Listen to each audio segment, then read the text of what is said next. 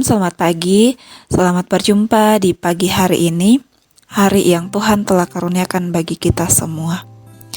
Seperti biasa, sebelum melakukan segala aktivitas kita di hari ini, dari Gedung Gereja Bukit Sion Makale, kita akan mendengarkan perenungan firman Tuhan. Namun sebelumnya itu, mari kita satu dalam doa, kita berdoa. Ya Bapa kami yang pemurah, Bapa yang kami sembah di dalam Yesus Kristus. Kepadamu Tuhan kami datang bersyukur, berterima kasih untuk setiap anugerah yang Tuhan telah berikan dalam kehidupan kami. Hari ini Tuhan kami akan memulai hidup kami, namun sebelumnya Tuhan kami mau mendengarkan suara-Mu di dalam firman-Mu dari Alkitab. Kuasai setiap hati dan pendengaran kami Tuhan, agar kami boleh mendengarkan dengan baik, terlebih kami boleh melakukan firman-Mu ini di dalam kehidupan kami. Ya Tuhan, berfirman-Lah, sebab sesungguhnya kami telah siap untuk mendengarkan firman-Mu. Di dalam nama Tuhan Yesus kami datang berdoa. Amin. Firman Tuhan yang akan kita dengarkan pada saat ini sesuai dengan renungan harian gereja Toraja, Kamis 16 Februari 2023, terdapat di dalam Ulangan pasal 23 ayat 21 sampai yang ke-25. Ulangan pasal 23 ayat 21 sampai yang ke-25. Di bawah pokok perikop tentang Nazar. Apabila engkau bernazar kepada Tuhan Allahmu, janganlah engkau menunda-nunda memenuhinya, sebab tentulah Tuhan Allahmu akan menuntutnya daripadamu, sehingga hal itu menjadi dosa bagimu. Tetapi apabila engkau tidak bernazar, maka hal itu bukan menjadi dosa bagimu. Apa yang keluar dari bibirmu, haruslah kau lakukan dengan setia, sebab dengan sukarela kau nazarkan kepada Tuhan Allahmu sesuatu yang kau katakan dengan mulutmu sendiri. Apabila engkau melalui kebun anggur sesamamu, engkau boleh makan buah anggur sepuas-puas hatimu, tetapi tidak boleh kau masukkan ke dalam bungkusanmu. Apabila engkau melalui ladang gandum sesamamu yang belum dituai, engkau boleh memetik bulir-bulirnya dengan tanganmu, tetapi sabit tidak boleh kau ayunkan kepada gandum sesamamu. Sedemikian jauh pembacaan kita. Amin.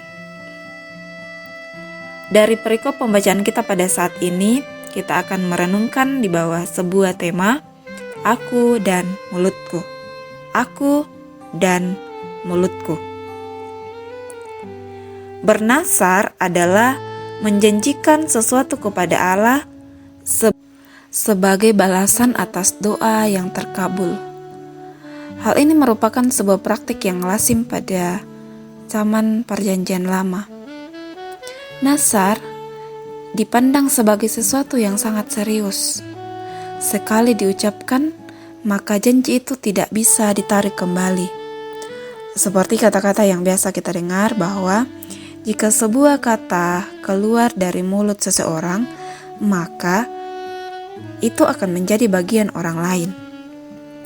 Kadang-kadang, nazar dibuat untuk memperoleh sesuatu dari Allah. Sebagai responnya, maka seseorang membuat nazar atau janji akan melakukan sesuatu. Sebagai contoh, di dalam Kejadian pasal 20, di situ dikisahkan bagaimana Yakub bernazar untuk menyembah Allah dan memberi persepuluhan dari seluruh miliknya kepada Allah jika Allah melindunginya. Juga tentang kisah Yeftah sang pahlawan bernazar kepada Allah jika menang perang melawan orang Amon, ia akan mengorbankan orang pertama yang memberi salam sepulangnya dari perang. Allah akan menuntut nazar itu dikerjakan. Karena itu akan menjadi sebuah dosa bagi seseorang ketika tidak memenuhi janji itu. Bapak Ibu, saudara-saudari yang terkasih di dalam Tuhan, ayat 21 sampai 23 pembacaan kita mengisahkan sebuah aturan dan larangan untuk tidak mengucapkan sesuatu semacam janji kalau pada akhirnya tidak ada niat yang sungguh untuk mewujudkannya. Hal ini ditegaskan oleh Yesus Kristus sendiri di dalam Matius 5 ayat 33 tentang sumpah yang sesungguhnya tidak boleh untuk disebutkan secara sembarangan.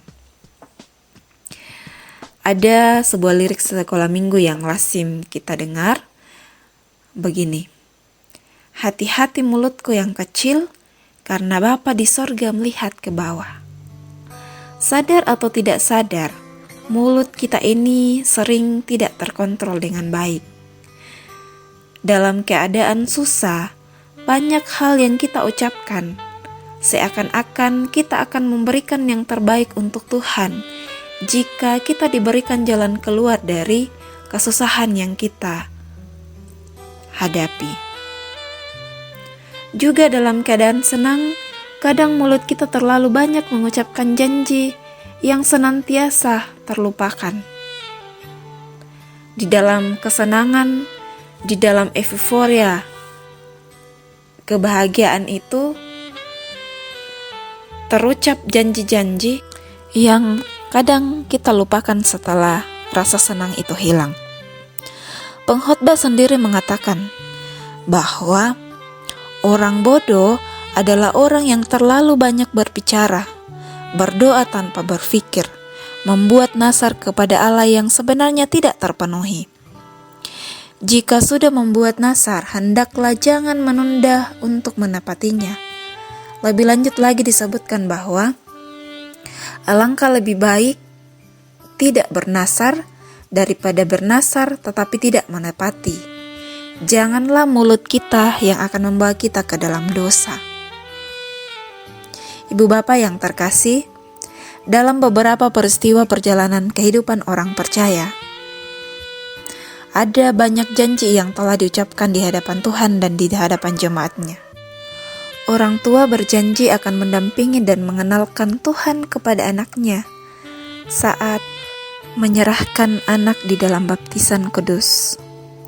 Orang dewasa berjanji akan memegang teguh iman kepada Yesus Kristus ketika menerima peneguhan sidi.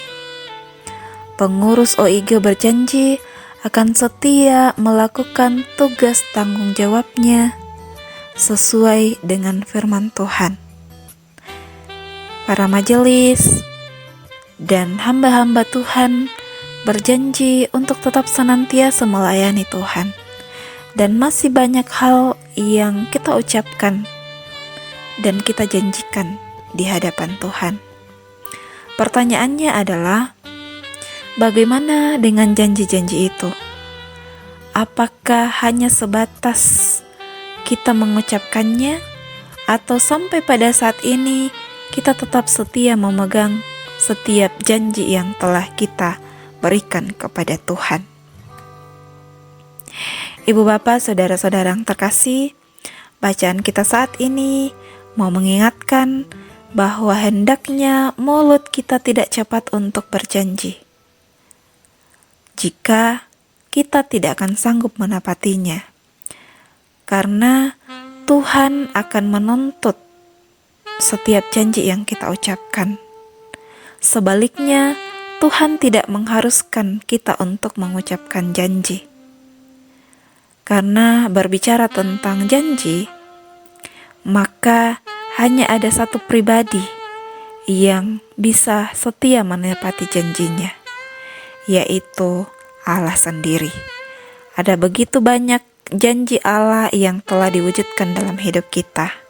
Mari terus belajar untuk lebih mendekatkan diri kita kepada Tuhan, dan tidak dengan mudah kita mengatakan sesuatu hal yang mungkin tidak sanggup kita lakukan. Kiranya Roh Kudus menolong dan memberkati kita semua. Amin. Mari berdoa. Terpuji namamu, ya Allah kami. Untuk hari ini kami boleh memulai hari kami dengan firman-Mu. Kiranya kami tetap senantiasa diberkati dan ditolong oleh Tuhan. Ya Tuhan, kami berdoa untuk segenap umat-Mu. Tuhan memberkati mereka di dalam tugas tanggung jawabnya, di dalam setiap pekerjaan yang Tuhan telah taruh dalam hidup mereka. Kiranya Tuhan menolong sehingga semua boleh dikerjakan dengan penuh sukacita. Tuhan, kami berdoa untuk segenap saudara-saudara kami yang saat ini terbaring lemah karena sakit. Tuhan menolong, Tuhan menjaga agar boleh dipulihkan kembali. Ya Tuhan, kami berdoa untuk segenap umat-Mu yang dalam pergumulan. Tuhan juga menolong sehingga boleh dilepaskan dari pergumulan-pergumulan yang dihadapi. Jika di luaran sana ada saudara-saudara kami yang terkena bencana, Tuhan, Engkau yang menolong, memberkati, sehingga mereka tetap senantiasa dikuatkan, diberikan ketabahan dalam menghadapi setiap bencana-bencana yang dialami. Ya Tuhan, hari ini kami serahkan seluruh hidup kami ke dalam tangan kuasa-Mu. Biarlah Tuhan yang menolong dan memberkati kami, sehingga hari ini kami terus berjalan bersama-sama dengan Tuhan. Ini doa kami Tuhan yang kami sampaikan kepadamu di dalam nama Tuhan Yesus Sang Juru Selamat kami. Amin. Terima kasih untuk kita semua yang telah mendengarkan firman Tuhan. Selamat pagi, selamat beraktivitas, dan selamat menikmati hari ini bersama dengan Tuhan.